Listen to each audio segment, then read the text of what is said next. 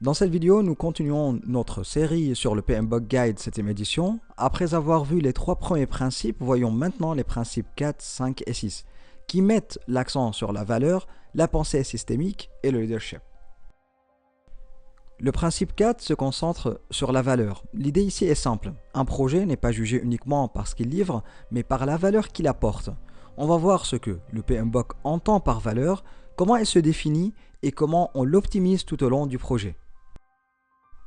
Dans le livre, la valeur est présentée comme l'indicateur ultime de réussite d'un projet. Et cette valeur inclut surtout les résultats du point de vue du client ou de l'utilisateur final. Autrement dit, réussir un projet, ce n'est pas seulement livrer, c'est atteindre ce qui compte réellement pour ceux qui vont en bénéficier. Un point important, la valeur peut être créée à différents moments. Le PMBOK explique qu'elle peut être créée tout au long du projet, à la fin ou même après l'achèvement. Donc on ne doit pas attendre la dernière minute, on cherche la valeur en continu et pas seulement au moment de la livraison finale. La valeur peut être aussi définie de manière quantitative ou qualitative. Par exemple, elle peut être financière, mais aussi représenter un avantage social ou un bien public ou un avantage perçu par le client.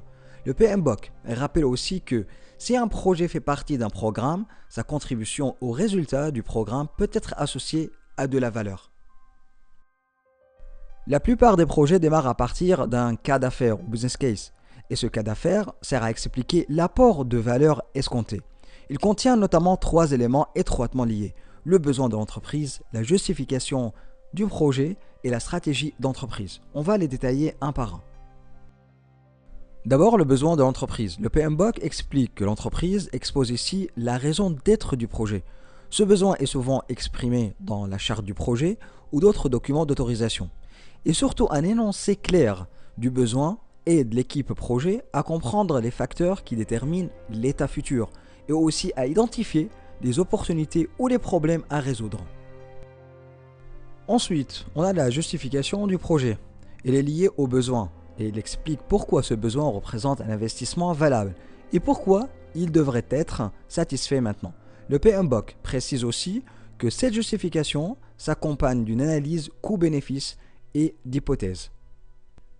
Tu peux aller voir la vidéo sur l'analyse coût-bénéfice que j'avais déjà faite précédemment, le lien apparaîtra à l'écran. Cette vidéo fait partie des outils et techniques dans la gestion de projet.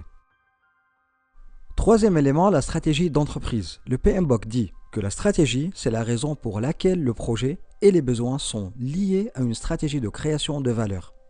Et l'ensemble, besoin plus justification plus stratégie, avec les bénéfices et les accords possibles, donne à l'équipe projet les informations nécessaires pour prendre des décisions éclairées, afin d'atteindre ou même dépasser la valeur métier escomptée. Le PMBOK insiste sur un point clé. Se concentrer sur la valeur, c'est se concentrer sur les résultats escomptés, pas seulement sur les livrables comme on l'avait déjà dit. Un livrable peut être livré correctement, mais ne pas produire le résultat attendu. Donc l'équipe projet doit comprendre le livrable, mais aussi le résultat qui en découle, parce que c'est lui qui apporte la valeur. Autre idée forte, les résultats souhaités doivent être décrits clairement, évalués de manière interactive et mis à jour tout au long du projet. Le PMBOK précise qu'un projet peut subir des modifications durant son cycle de vie, et ça c'est tout à fait normal, et l'équipe doit s'adapter. Elle évalue constamment l'avancement et la direction du projet par rapport aux données de sortie souhaitées, aux références de base et aux cas d'affaires. Et point important aussi, si le projet ne répond plus aux besoins, ou s'il devient peu probable qu'il produise la valeur attendue par exemple, l'organisation peut choisir d'y mettre un terme. Enfin, ce livre nous rappelle que la valeur est subjective. Le même résultat peut avoir plusieurs valeurs selon les personnes et les organisations.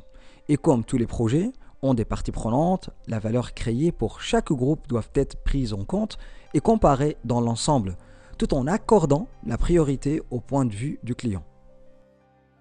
Et pour résumer ce principe, se concentrer sur la valeur, c'est évaluer et ajuster constamment l'alignement du projet sur les objectifs de l'organisation et sur les bénéfices et la valeur escomptée.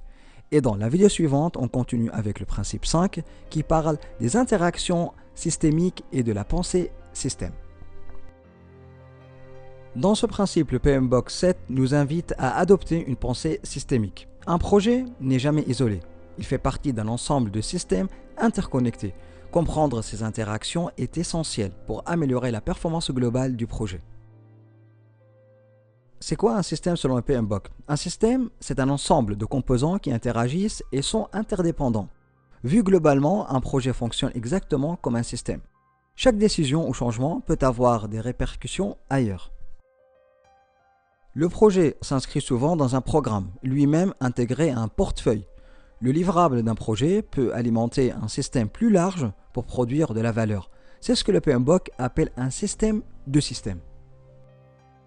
Un projet peut aussi contenir plusieurs sous-systèmes, équipes, composants, livrables. Pour atteindre le résultat attendu, ces sous-systèmes doivent être intégrés efficacement. Cela exige une interaction et un alignement régulier. Les systèmes évoluent constamment. Un petit changement peut avoir de grandes répercussions sur le projet. Le PMBOK insiste sur la vigilance face aux conditions internes et externes tout au long du cycle de vie. La pensée systémique s'applique aussi aux interactions humaines. Des équipes issues d'organisations différentes peuvent avoir des façons de penser distinctes. Le rôle de l'équipe projet est de créer une culture commune pour assurer la cohésion. Pour appliquer la pensée systémique, certaines compétences sont essentielles. Une vision globale, l'esprit critique, la remise en question des hypothèses et l'utilisation de modèles pour anticiper les interactions. En reconnaissant et en gérant des interactions du système, l'équipe projet améliore la gestion des risques, la communication, l'alignement stratégique et la capacité d'adaptation du projet. Le message du PMBOK est clair. Un projet performant, c'est un projet qui comprend son système. Il anticipe ses interactions et s'adapte en permanence pour créer de la valeur. Passons au 6e principe, qui met l'accent sur le leadership. Ici, on ne parle pas d'un rôle ou d'un titre, mais de comportement. Le leadership est essentiel à la réussite du projet et surtout il peut être exercé par toute personne impliquée dans le projet, pas uniquement par le chef de projet. Le PMBOK insiste clairement sur une distinction importante. L'autorité n'est pas le leadership. L'autorité est liée à une position officielle, alors que le leadership repose sur l'influence, la motivation et l'adhésion. Un projet peut avoir de l'autorité sans leadership, mais il ne réussira pas durablement. Dans les projets performants, le leadership est souvent partagé. Le chef de projet, le sponsor, les experts techniques et même les membres de l'équipe peuvent exercer une influence positive. Cette diversité de leadership, lorsqu'elle est complémentaire, renforce la cohérence et la performance du projet. Il n'existe pas un style de leadership universel. Un leadership efficace est celui qui s'adapte à la situation, parfois directif, parfois participatif, parfois facilitateur. La clé est de comprendre le contexte, le niveau de maturité de l'équipe et les enjeux du moment. Le leadership dans les projets se traduit par des comportements concrets. Donner une vision claire, motiver l'équipe, communiquer efficacement, gérer les conflits et créer un climat de confiance sont des éléments clés. Ces compétences permettent d'aligner les individus vers un objectif commun. Le PMBOK insiste fortement sur l'exemplarité de leader. Les membres de l'équipe observent et reproduisent les comportements.